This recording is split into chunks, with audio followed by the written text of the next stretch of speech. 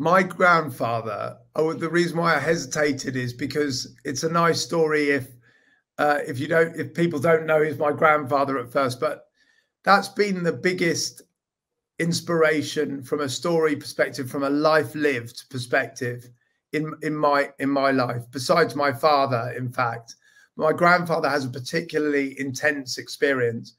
So he was born in 1905.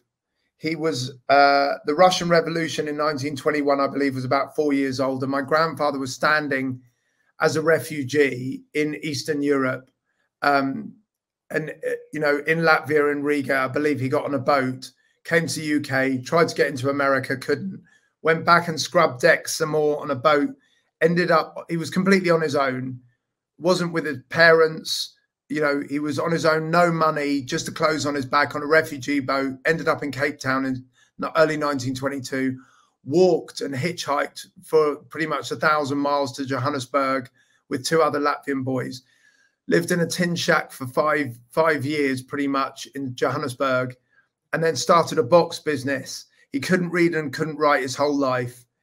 And through his own personality and his will and his sense of purpose, he found these boxes behind a cinema, cleaned them up, sold them to shops to put their clothes in.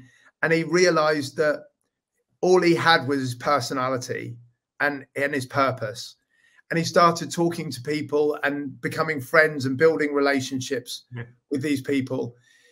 And then he had a gentleman to help him called Abraham Matudu. He bought him a bicycle. Abraham used to deliver the boxes. My grandfather called Oscar used to sell the boxes to shops. And then he had 2 people working for him, 5 people, 9 people, 12 people. He rented a little store in Nugget Street in Johannesburg and bought 2 wire stitching machines, started making these boxes. And to fast forward about 20, 30 years, he built a business called Transvaal Box and merged with his nearest competitor called Amalgamated Box and formed a company called National Amalgamated Packaging, which today is Nampak.